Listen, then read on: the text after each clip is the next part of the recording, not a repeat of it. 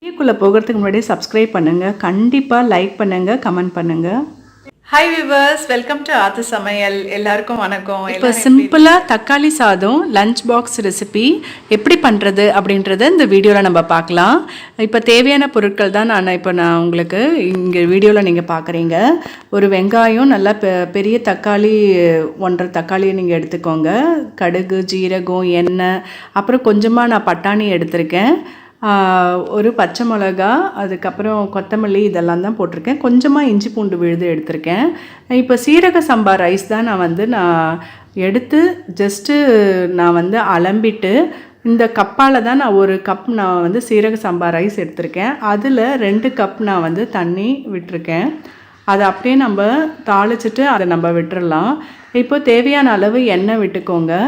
அப்புறம் கொஞ்சமாக நான் நெய்யும் போட்டுட்டு டேஸ்ட் ரொம்ப நல்லாயிருக்கும். நெய்யும் உருகின பிறகு கொஞ்சமாக கடுகு, ஜீரகம் போட்டுக்கோங்க. பெருஞ்சீரகம் கொஞ்சம் சேர்த்துக்கோங்க.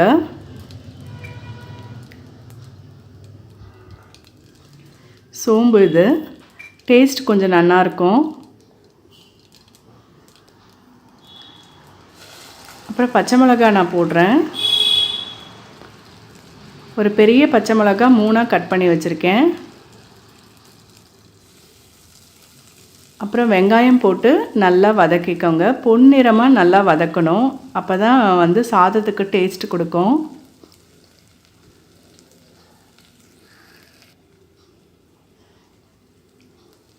இஞ்சி பூண்டு விழுது கொஞ்சமாக நான் எடுத்திருக்கேன். அப்படி இல்லைன்னா பொடியாக நீங்கள் பூண்டையும் சரி இஞ்சியும் சரி நீங்கள் கட் பண்ணி இதில் சேர்த்துன்றலாம். ரொம்ப ஈஸியாக பண்ணக்கூடிய ரெசிபி இது. முந்தின நாள் நைட்டு நீங்கள் படுக்கிறதுக்கு முன்னாடி என்ன காய்கறி இருக்குன்றது ஒரு தடவை பாருங்கள். பார்த்துட்டு அதுக்கு தகுந்த மாதிரி ஒரு 15 செகண்ட்ஸ் நீங்கள் பிளான் பண்ணிட்டீங்கன்னா மார்னிங் உங்களுக்கு ஈஸியாக இருக்கும். எழுந்து சட்டுன்னு அந்த யோசித்ததை நம்ம செஞ்சு கொடுத்துடலாம்.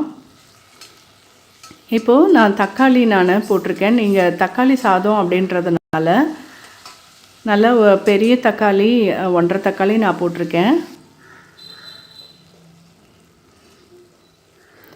இது ஃப்ரெஷ் பட்டாணி, ஊற வச்ச பட்டாணி கிடையாது. இது ஃப்ரெஷ்ஷாக இப்போ விற்கிறது இல்லையா, அதை வாங்கி நான் ஃப்ரீசரில் ஸ்டோர் பண்ணி வச்சுருக்கேன்.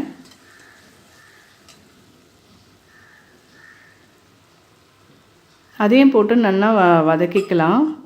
வதக்கிக்கிட்டு இப்போது இந்த சாதத்துக்கு தேவையான சாம்பார் பொடி, இது சாம்பார் பொடினா நீங்கள் வெறும் மிளகாய்த்தூள் இருந்தாலும் நீங்கள் சேர்க்கலாம். வெறும் மிளகாய்த்தூள் 1 ஸ்பூன், தனியாக 1 ஸ்பூன் நீங்கள் சேர்த்துட்டுலாம். நான் இது ரெண்டுமே சேர்ந்து அரைச்சி வச்ச பொடி இது. அதை தான் நான் 2 ஸ்பூன் நான் போட்டிருக்கேன்.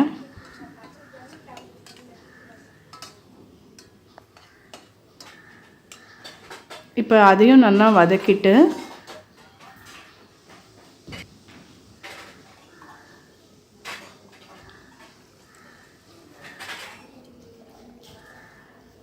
இப்போ நான் அந்த 1 கப் ரைஸ் இதை ஊற வைக்க வேண்டியதில்லை. இது சீரக சம்பா ரைஸ் தான் இது.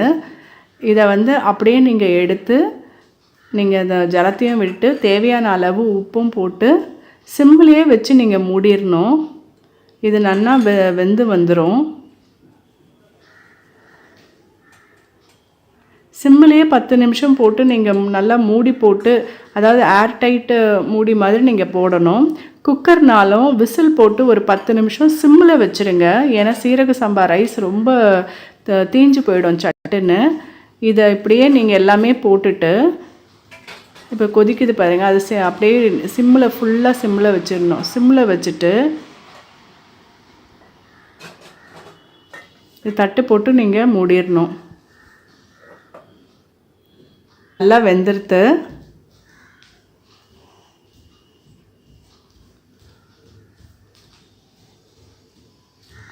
லைட்டாக நீங்கள் கலரி விட்டுட்டு நீங்கள் தட்டு போட்டு மூடிட்டிங்கன்னா உங்களுக்கு அடி பிடிக்காது. நீங்கள் 1க்கு 2 கப் நீங்கள் விட்டு இப்படி வேக வச்சு நீங்கள் எடுத்துக்கலாம். அப்புறம் நீங்கள் கிளறி விடுறச்ச இந்த மாதிரி ஃபோக் வச்சு நீங்கள் கிளறி விடுங்க. அப்போ சாதம் உடையாதபடிக்கு உங்களுக்கு நல்லா உங்களுக்கு கிடைக்கும். லைக் பண்ணுங்கள், ஷேர் பண்ணுங்கள், கமெண்ட் பண்ணுங்கள் please. You must love you all. Next வீடியோவில் சந்திக்கிறோம். தேங்க்யூ. Bye.